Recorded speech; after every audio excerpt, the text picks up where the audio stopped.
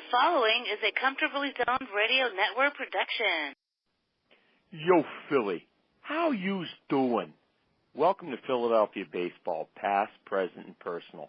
I'm Bill Cachetis, your host on the Comfortably Zoned Radio Network. This week, I'm pleased to have as my guest Chris Ray, the head coach of the Quakertown Blazers, winners of the 2018 Atlantic Collegiate Baseball League Championship.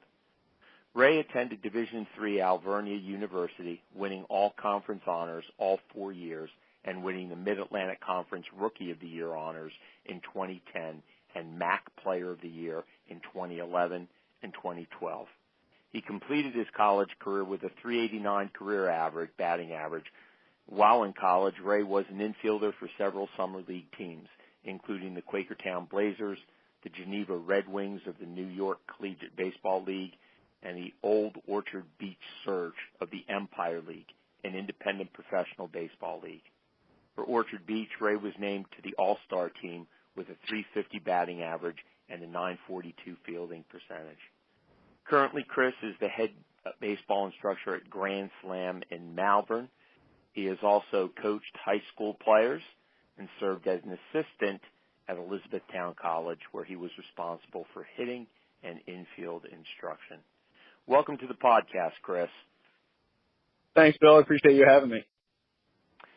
Chris, let's begin with the Atlantic Collegiate Baseball League. I'm sure that listeners are familiar with the Cape Cod League, which is collegiate baseball's premier summer showcase. But there are many others like the ACBL, which was founded in 1966. Tell us a little bit about the league, its mission, member teams, and its relationship with the NCAA, as well as with Major League Baseball. Yeah, so the ACBL, like you said, has been around since the 60s. One of the oldest leagues out there. One of, I believe it is 12 now, leagues that are sanctioned by Major League Baseball, which is always helpful to get that money and have the scouts kind of, have a copy of all of our schedules, have a copy of every player's stats every single day. They're always coming out. But summer baseball, a lot like what people know about the Cape Cod League, we're not quite at that level while we work to get there every single year trying to get better. But we are Northeast. We are mainly Pennsylvania, New Jersey. We just added a team from Staten Island that was a historical team in the league, and for their own reasons, they had to skip the season last year. They're re-entering under a different name, under the Phenom this year. They were the Staten Island Tide. They've won in a few years. And it's a good place. It's a great league. The place that Quakertown's a place that gave me the opportunity to play after my sophomore year at Alvernia. So it's great to get back there and be a coach. But the other teams are the Allentown Railers, who have won, I believe it's the last 4 regular season titles, and it's up until this past season, the last 3 league championships. The Trenton Generals, the Ocean Gulls out on the East Coast of New Jersey. Ocean just started another team called the Ospreys.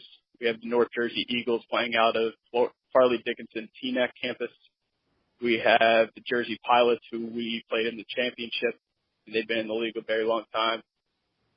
So it's a good league. Everybody's within 2.5 hours of each other, which is great. A lot of really talented players, a lot of Division I, good amount of Division II players. The Division III guys are always top of their teams, top of their leagues. So it's always very competitive. Good to get the guys in the league and a chance for MLB scouts to see them every day.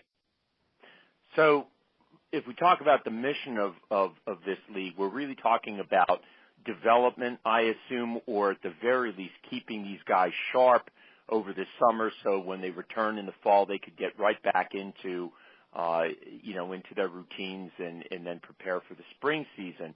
But obviously you're going to have some issues with pitching because a lot of these colleges close their pitchers down. So, how do you handle that? That's a good question. In terms just to hit on the mission of it, as you said, we're here to kind of keep everybody sharp for the guys that played a lot for their colleges. We have some luxuries that the colleges don't have. For example, winning isn't as imperative as much as we all want to do it. And of course, we want to keep the kids competing and keep that mental edge. You know, a lot of organizations won't necessarily fire a coach for not winning in the summer, so that's a benefit. We also don't have 40 guys on a roster, 40 to 50 guys on a roster, so we have those benefits, and we do deal with our own, we deal with our fair share of difficulties, but always trying to keep those guys going, keep them sharp from their spring seasons. For the guys that maybe didn't get as much time or were injured during the spring, trying to get them rolling. And then as well as just developing kids and giving them everything that maybe they don't get or they don't get as much time at in college. Also getting them in front of the MLB scouts, whether they're guys with signing power or draftability or cross-checkers or whoever it may be. So that's kind of the idea and the mission of the league. Mm-hmm.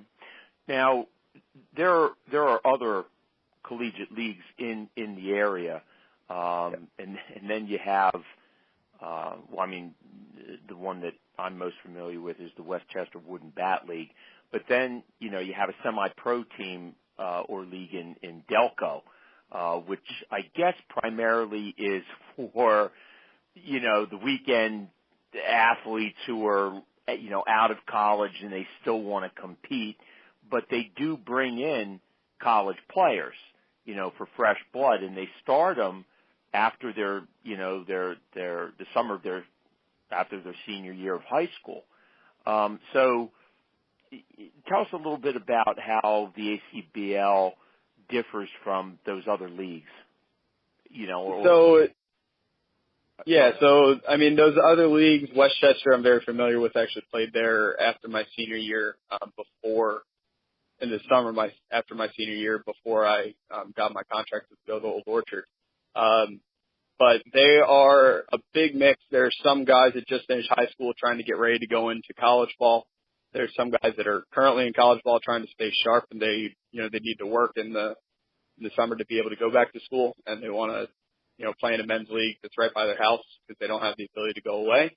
And then there are some older guys that are well past their college careers or finished up their professional careers, just looking to keep playing as they can, just to kind of, you know, stay in the fun of it.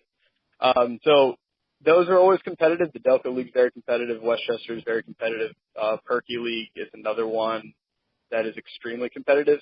And then you have places like the Blue Mountain League where they try to limit the guys that are a little bit older and they want to stay mainly with college guys, even though they're not a sanctioned league by the MLB. So whereas we will only bring on kids that have college eligibility left, they had to have just passed at minimum 12 credits in the previous spring semester. If not, they're ineligible for our league. The only way they can play is if they still have college eligibility for the next season. And the only caveat to that is we are able to take up to high school players on our roster if they have MLB scout accreditation. So a scout has to tell us that they're a guy that they're following, and we can bring them on and get them exposure that way. So it is a uptick in talent just because the sheer nature of getting guys who are already college ready, they're already playing in college. You don't have as many guys that are kind of on the back end of their career just fighting to stay alive, and other guys are just there to have some fun. So it's different in that aspect. Really the only similarities are that, you know, it's 27 outs in a game and, you know, there are two teams fighting for a win. That major perk has got to be your affiliation with Major League Baseball, though. I mean, the ACBL has turned out some very impressive talent. You know, I was going through the website and looking at the alums who have played in the ACBL, and you have former Philly Jamie Moyer, Ryan Vogelsong of the San Francisco Giants, who actually played for Quakertown, Mike Aviles, the Red Sox, Vinny Chalk, the Brewers, Brad Eldridge, the Tigers, John Lannon, the Nationals, Zach Lutz, the Mets, and Joe Martinez, the Diamondbacks. And your team, the Quakertown Blazers, has also produced current big leaguers. Lou Trevino, a right-handed pitcher who appeared in 69 games for the Oakland A's last season and made a 3-inning appearance in the AL wildcard game against the Yankees. Heath Philmeyer, another right-hander who joined the KC Royals in mid-June and posted a 4.2 record in 13 starts. And Tim Meza, a southpaw reliever.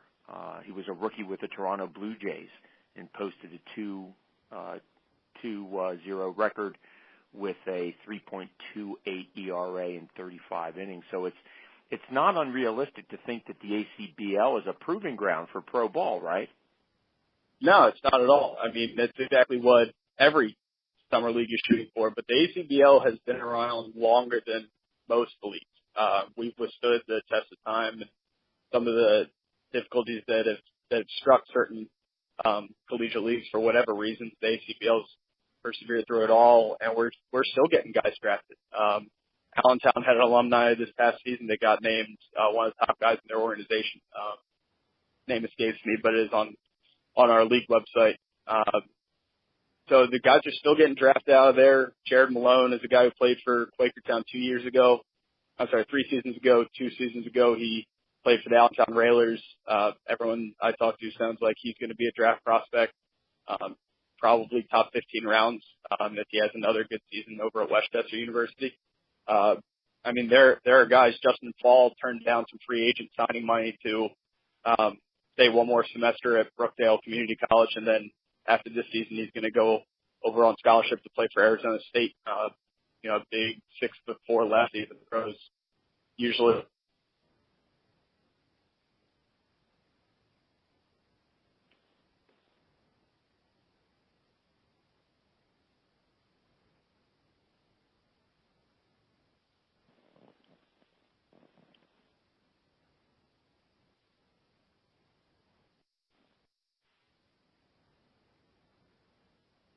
Yeah, so I mean, Tim and Lou, like I said before, played for Quakertown, played with me, and to see them up in the big leagues is just the coolest thing. I'm not going to sit here and say we've stayed in contact or anything like that, because we haven't over the years. I mean, back in 2011 we played together, but seeing those guys, knowing how they were in the game, how competitive they were, how eager they were to learn when they were in Quakertown, it's not a huge surprise that they got there.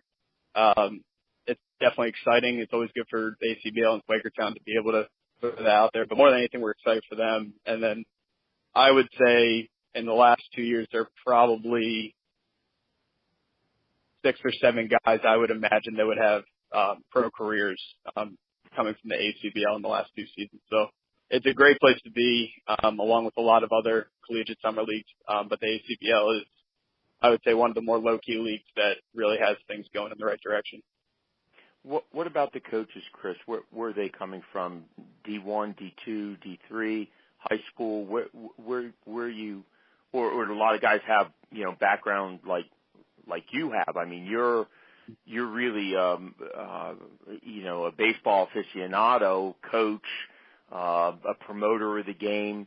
Tell me about the coaches. Yeah, the coaches, we're a pretty diverse group. I'm not sure. I haven't been introduced to the new coaches for the Ocean Ospreys and the Staten Island Phenom yet. I know their ownership groups, which are full of great guys, so I'm sure they'll get good coaches. But last year, the Jersey Pilots were started off with their general manager's son, Aaron Kolb, who has been leading Blair Academy over in New Jersey for years, and just moved down to take a similar job down in Georgia, where it's a little bit more of a year-round thing. His replacement was Fred Orchard, who is the head coach of a community college out in New Jersey. I'm looking to get that turned around. I myself and the Allentown manager, Dylan Dando, both run an academy. He runs the Lehigh Valley Baseball Academy, which is rivals that of All-Star Baseball Academy.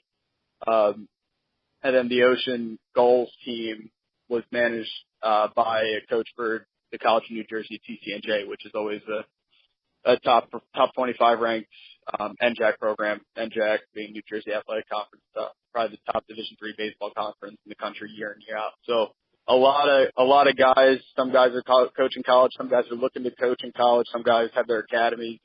Everybody's from a baseball-rich profession, and we do a pretty good job of getting the kids to compete, getting them to understand what it takes to be a great college player, prepare for professional baseball if that's what they're looking to do, and also hone their skills that they already have and try to help them gain new skills throughout the summer. Walk me through a season. When do you start? I mean, obviously you got to wait until the college season is over. So when do you start? How many games do you play a week? Do you have practices? Where do you play? When are your playoffs? So in terms of the physical season, we start the first Saturday in June. We start our season on Saturdays and Sundays. We're playing doubleheaders. Some of the other teams are playing doubleheaders more often than that.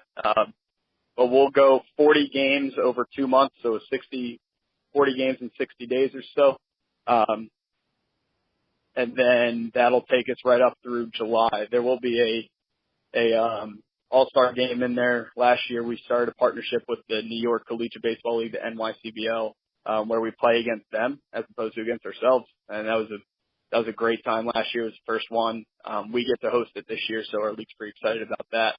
That usually goes on the first week of, probably the second week of July. So a little over the halfway mark. And then the first week of August is our playoffs, where 4 teams make it. I believe it's staying the same, even though we go to 8 teams. 4 teams make it, and they battle out in the doubleheader of 9 inning games for the first day. If the teams split, they come back the next day and play at the lower seeded field for the decisive game 3, and then the same exact format starting the next day for the championship series, 2 9s, and then the if necessary game the following day at the other team's field. So because the ACBL currently most of the organizations do not have host families or player housing, which a lot of us are working towards in the near future getting housing for at least a few, if not the entire team. Because of that, we have guys coming from about an hour away, and that makes it difficult to do practices. So in lieu of doing extra days with practice, a lot of the organizations will have early work. So if BP starts at 5:30 and report time is 5:15 or so for that, we'll have early work at 4 o'clock, and that'll give the kids an extra hour, 15 minutes on top of their hour and a half pregame to kind of get in any work they want to get in, any work that we as coaches feel they would be in their best interest, and not only get that work in, but also do it in a relaxed manner so they're not pressing, thinking we have to learn a skill or get better at a certain skill in about a 10-minute window. So we try to keep it relaxed, a lot like professional baseball is going to be, where you have a 7 o'clock game. Professional baseball usually gets to the field around 1, so there's 6 hours there. If you're going all out, doing everything, you're at full speed, you're gonna be dog tired by 7 o'clock, no matter how good a shape you're in. So we try to give the kids a good representation of how to work, how to be smart about how to work, make sure they're not damaging their bodies, keeping up with the little things, the band work, the runs after games, that kind of thing. But also make sure they get their work in before the games as well. Mm-hmm. Now, Chris, you've coached at many different levels, and having worked with high school kids, there's not a heck of a lot of difference if you're getting freshmen and sophomores in college from high school. And, I'm curious about how you give some of these kids a reality check. I mean, it seems like every high school kid these days who is playing baseball and their families genuinely believe that they have a shot at the amateur draft and or college scholarship. Mm-hmm. How do you deal with that? I mean, how do you provide a reality check for these kids and their families? I mean, what's the best advice you could give to them?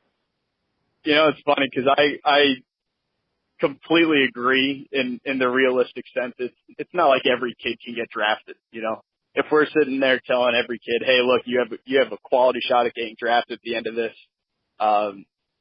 we do that in Quakertown, and then Allentown does it in the whole league, and then every other league's doing that.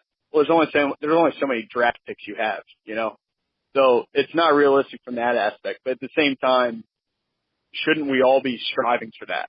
And that's the idea of the league, is everybody wants to get drafted. Now, some guys realize after a year or two, look, it's probably not going to happen. They may go take an internship the third year. But the way I kind of do it in Quakertown, and my assistants the last 2 years have been great about it too, is we want the kids to believe that they have that shot. Because as long as they believe they have that shot, then they'll work as hard as they need to get there. And the conversations when we need to ask people to work harder or work smarter or be a little bit more prompt or on time or something like that, those conversations are a lot easier to have if the kids have already acknowledged that their goal is to get drafted, their goal is to get seen. Doing it in Quakertown would be a great start.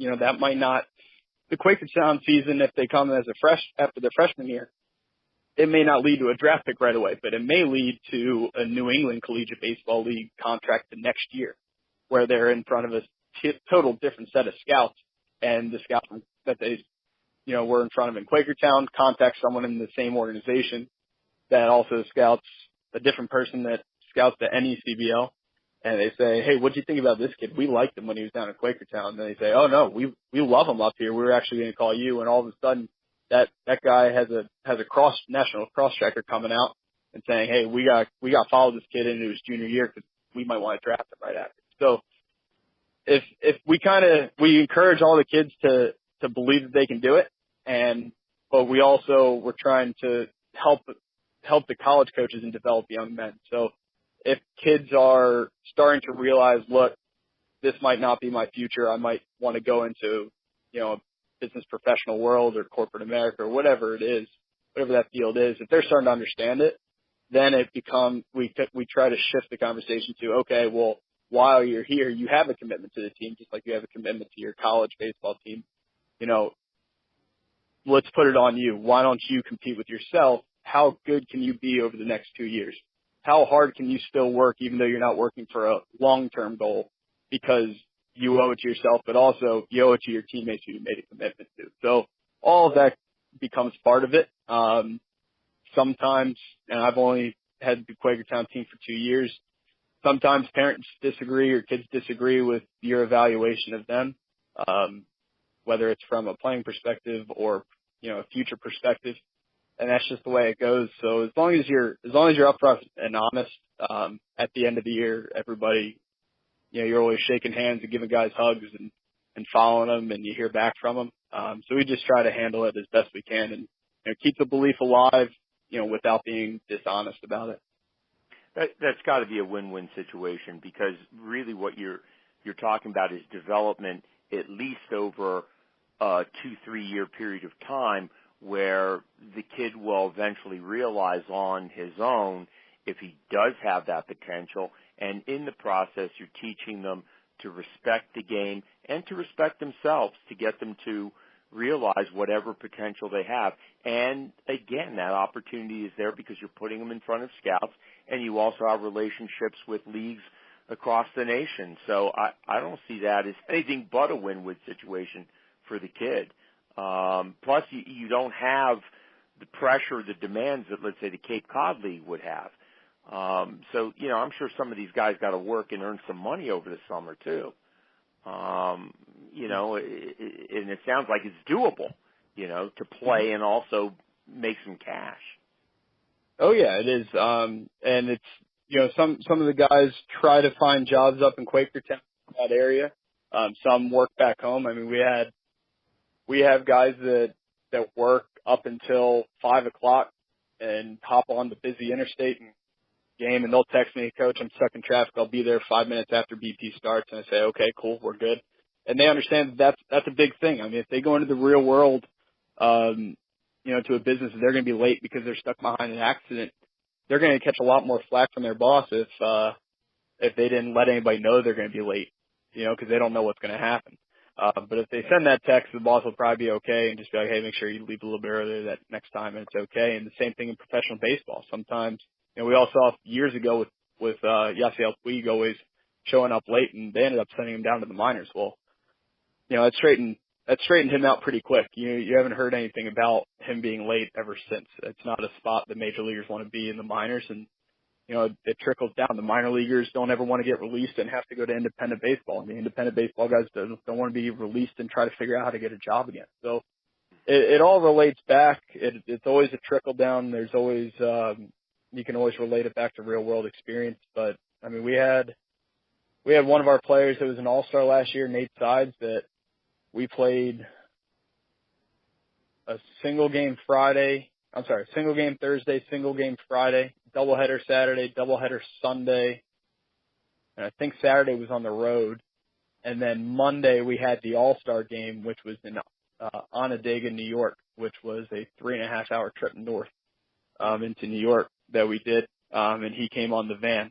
And to get to where we were picking him up, it was an hour drive from his house. So he did all of that. On Thursday and Friday, he worked before the games and met us at the field. Saturday, doubleheader on the road. Sunday, doubleheader at home, which he's driving 2 hours for Saturday, 1 hour for Sunday. Drives an hour to meet the van. We drive him up 3.5 hours. He does a full-blown day from 1 o'clock until about 11 o'clock at night. In the All-Star game, showing, playing as hard as he can, trying to get any one of the 30 scouts impressed in him. And then we drive home. We get back to the parking lot in Allentown, which is where we picked up the Allentown Railers to carpool up there. And we got back around 2:20, I want to say, in the morning. And then Nate went ahead and drove an hour south to get home. So we got home at 3. He had work at 7:30, and then we had a game on Tuesday. And he said, "Hey, coach, do you mind if I come to the game around 6:15? I think work might fire me if I leave early again." I said, "Nate, not a problem." I was like, I'm going to hit you last, because we were down a guy. We were down to 3 infielders for second, short, and third. So he had to play. And we said, "Look, you're getting red lighted all day today. You're not going to be stealing any bases. You're going to hit down the lineup. Just take the day, relax, play it. But, we're not going to get hurt or anything like that." And he was a guy who was kind of attendance-wise a little spotty the first year he played for me 2 years ago. And last year he was there every single day, every early work he'd get to, he was there. A lot of the guys that work during the week, they can't get to early work. They'll show up to early work on the weekends. Like, it's really become a great thing, at least what we have in Quakertown, and I know some of the other organizations have it too. Mm-hmm. Now, I want to flip to the other side of this equation, which are the little leaguers. And sure, we must know each other for about a decade, and I know that we met through Grand Slam in Malvern, and I guess I knew you pretty much from the time you were a freshman in college and working the camps, the summer camps at Grand Slam. And I've always been impressed with your ability to work with all levels, and especially with that level, because it's a completely different teaching gig. And there's a lot of guys who are doing what you're doing with the college kids that don't want any part of little leaguers, and yet, you handle that seamlessly, and you can relate really well with the different age groups. So I want to talk a little bit about what's going on in Little League Baseball with you today and hear your thoughts. What do you say to the younger kids, the little leaguers? Increasingly, youth coaches are discouraging them from playing any sport but the one they coach. Yeah. And, to me, that's just unfair, because I think you want to play as many sports as you can for as long as you can. Now, obviously, when you get to college, particularly if you're going to go to a D1 or D2 school, you got to make a choice. Or if you're getting a scholarship to play a particular sport, you got to make a choice. And increasingly at the D3 level, you got to make a choice. But, what are your thoughts? Because I see a negative impact about this. I mean, I see so many kids who play Little League today never go on to play Legion or high school baseball because of that discouragement, from coaches to do anything but their sport.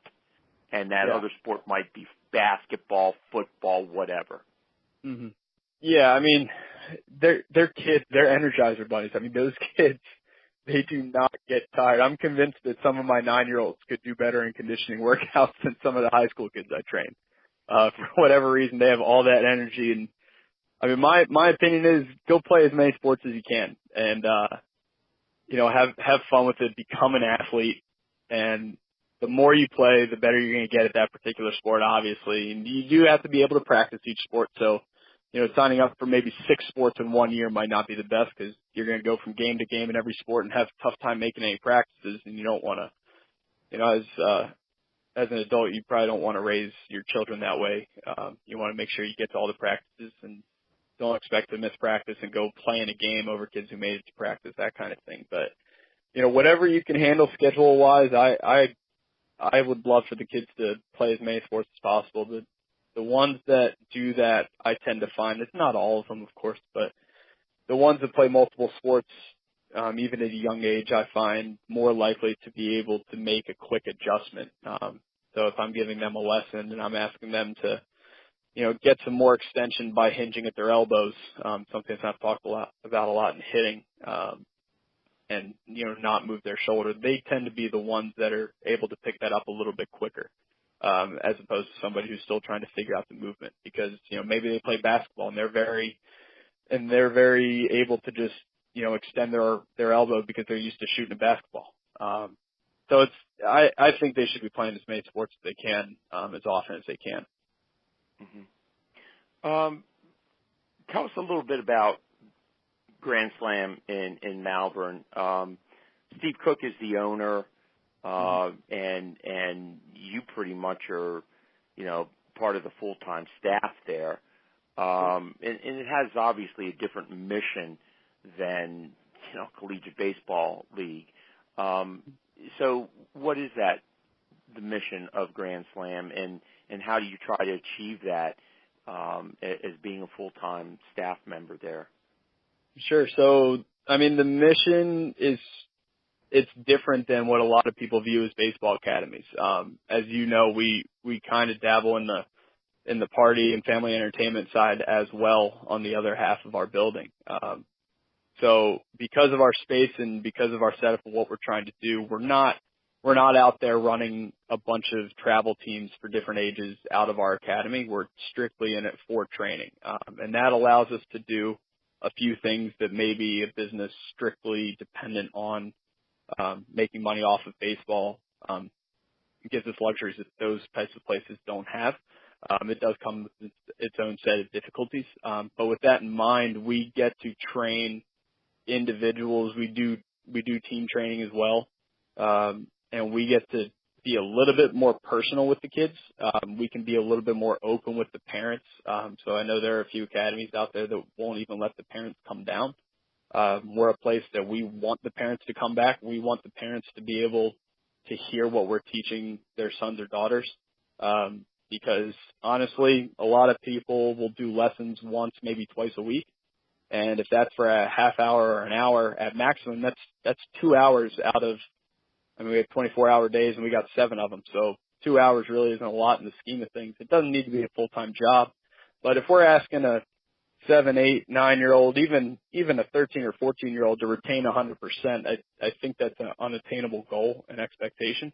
But the parents can retain a lot more. Now, the combination between the kid and the parent, just talking about it and especially working in between, if they can talk about what we learned about in the previous lesson, then lesson 2, we can kind of pick up right where we left off as opposed to backtracking. So I think we've all been in the situation over Grand Slam where we're given a lesson and the parent might bring up a video camera and not just to have little Johnny on video, but also to get the coach's feedback and the verbiage that we're using. And whereas a lot of academies might frown upon that, we accept it and we're happy to have that. We'd rather a parent be more involved to help the kid out because we truly feel like we're there for the kids. Not saying that other academies are not, because a lot of them are.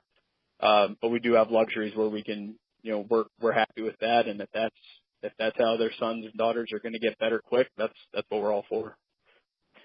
Yeah. My Grand Slam experience started probably in 2005, 2006, when my middle son, who was the baseball player, actually just the athlete out of my 3 sons, really loved baseball and he wanted to learn more about it. And I didn't want an academy. I wanted a place that was kid-friendly, but also one that would listen to my concerns and actually teach me how to coach him. And what I really appreciated about Grand Slam was it educated me as well as my son.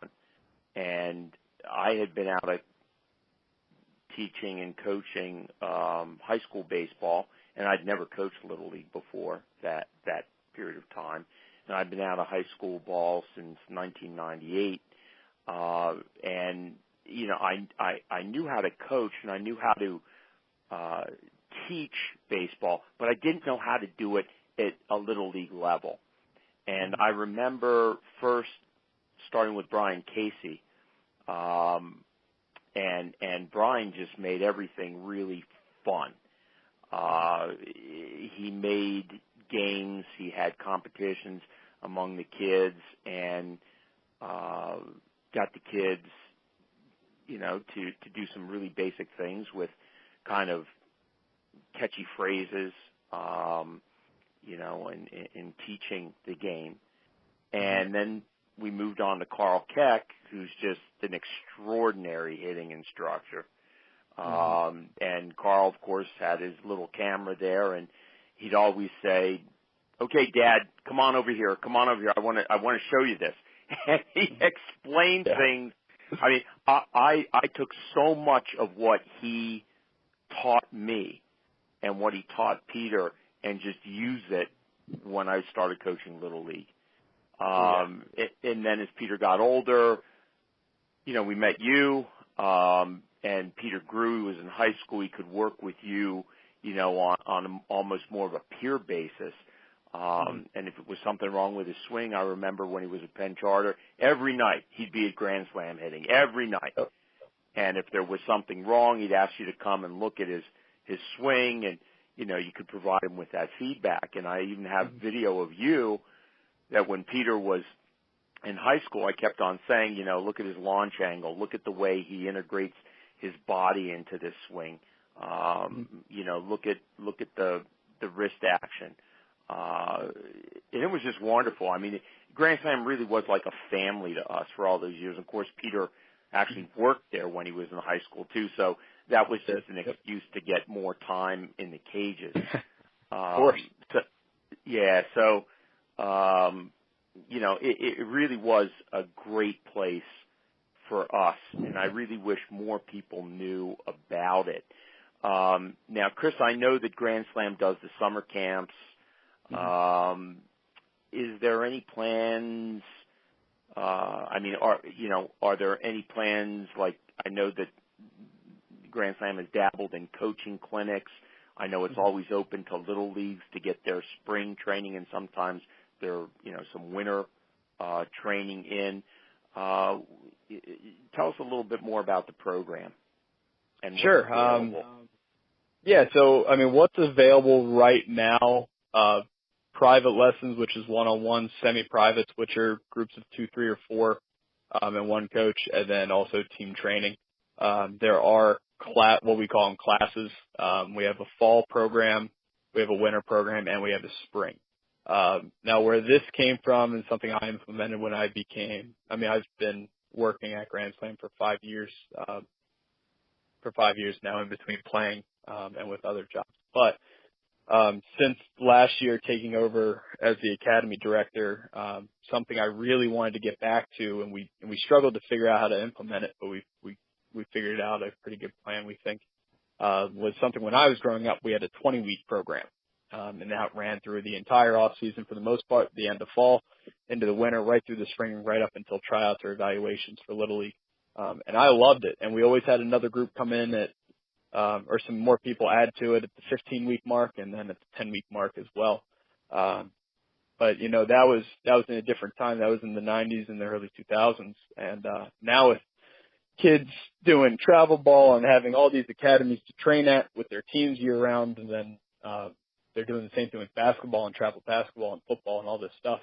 A little bit tougher climate, and that 20-week program had gone away. I think it was 20 weeks for an hour and a half, and we had come down to basically 6-week sessions for an hour. And the hour's good. That seems to be a good time, so we stuck with that. But what we ended up doing was we put together a 6-week fall program that runs pretty much right into a 6-week winter program, which runs right into a 10-week spring training.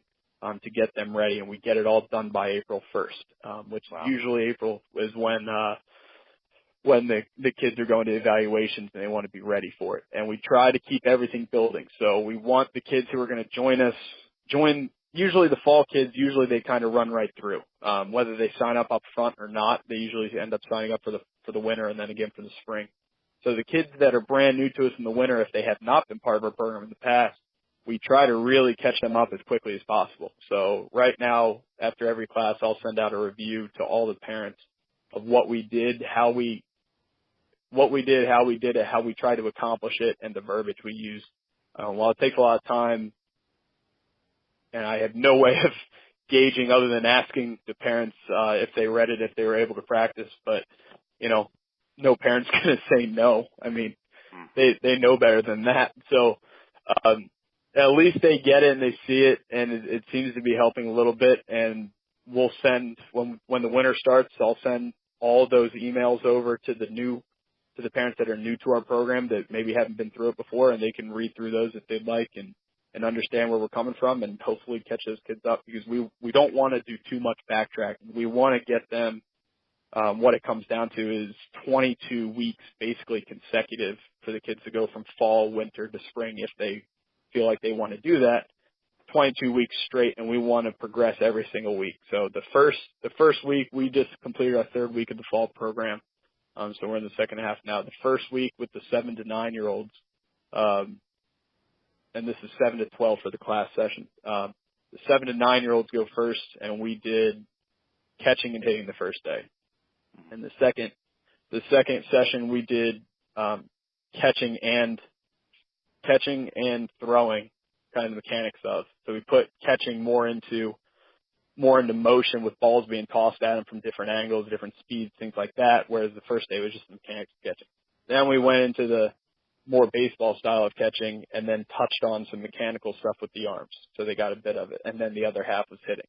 And then last week we just did straight throwing for accuracy and distance, since they already knew the mechanics, and stuck with the hitting. And we're going to do a ton of all of that as we continue to go. So our goal is, when we start in the winter and we have new kids, not to have to spend time teaching them how to catch. So trying to get that progression going. The older kids, the 10 to 12-year-olds, have been fantastic. We got into double plays on day one with them. They were that talented. They were that far along. They're serious baseball players. Not saying that they only play. I think 2 of them play other sports as well.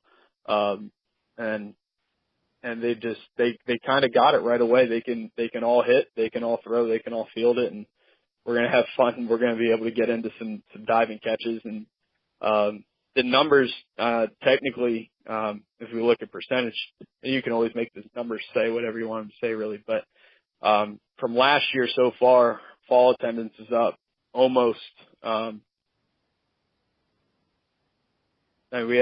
I guess we started with 4 last year. We had 7 now, which is good. We'll never run a class with more than 12 people for the sheer fact that we keep it at maximum 6 coaches to 1 player.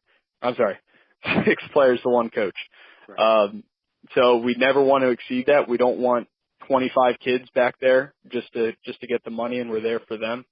And we'll ask for parents when we get the higher numbers. Right now we don't need it, but when we get the higher numbers, we get up to that 10 to 12 range. We'll ask the parents to feed the machines or to run a drill so that our coaches, we can float and work one-on-one, and we don't have to shout 45 feet to the end of a cage at a youngster. So it's gone pretty well. We already have enough, which this is insane timing based on what we've seen in the last couple of years.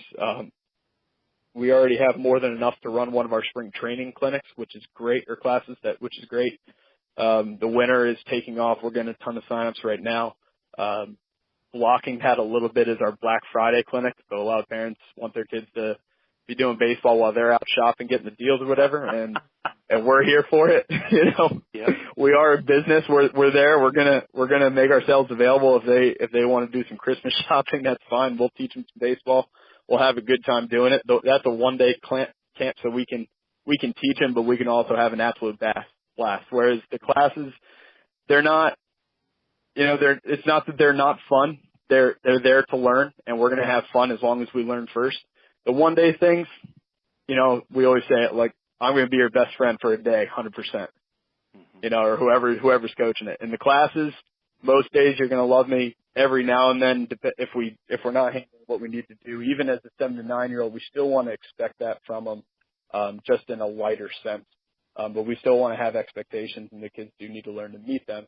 As long as they meet them, great. Every now and then they have a rough day, and we talk about commitment, we talk about focus, and how they need to have that, and how we need to make sure that doesn't compound to another day. So we have a lot going on. We have we're about to put out in about a week or so the ability to sign up for our Christmas camp, which will run from the 26th until the 31st. I believe are the dates on that.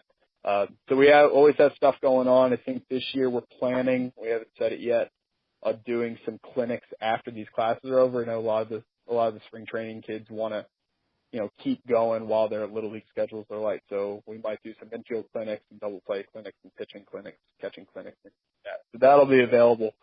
We're kind of working on that right now, always trying to stay ahead. And, we'll put out the dates for the summer camps. We always have 2 weeks of summer camps, last week of July and then the first week of August, which, for me is tough timing because we got Quakertown going on. We got the playoff push and the playoffs. I think last year I had to leave it just after check-in, on the second week. I checked all the kids in. I made sure the coaches were getting them through the stretches, and then I immediately jetted out of there to pick up a van, picked up my guys in Quakertown, drove an hour and a half to Jersey, and went and won a championship. So, and then I was right back at camp the next day. So it was, that time's always a whirlwind, but it's always a lot of fun.